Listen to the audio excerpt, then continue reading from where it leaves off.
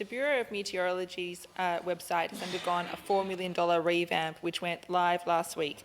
In a related report in the Advertiser on October 25, Grain Producers SA Chief Executive Brad Perry said his group, which represents 4,500 of the state's grain growers, would rather see that investment in accurate weather forecasting than the Bureau's website.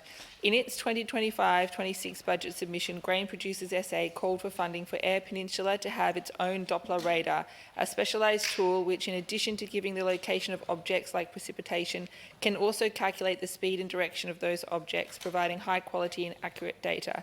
Earlier this year, RDA Eyre Peninsula reiterated its goal of securing a Doppler radar for the region rather than rely on information from Adelaide plus a radar in far west Ceduna, while way back in 2020, the then Mayor of Port Lincoln also outlined the case for a Doppler radar in the region.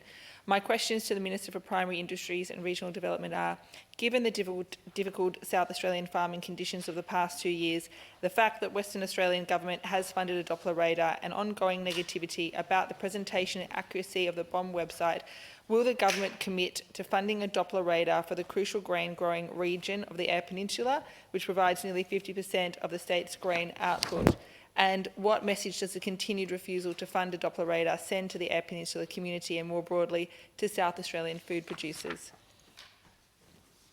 Minister for Primary Industries and Regional Development. Thank you, Mr. President, and I thank the honourable member for her question.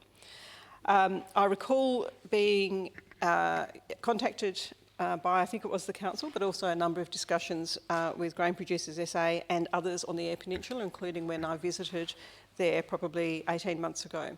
If I recall correctly, I wrote to the relevant federal bodies seeking for a Doppler radar to be installed on the Eyre Peninsula, or if not, for an explanation of why that was not considered appropriate.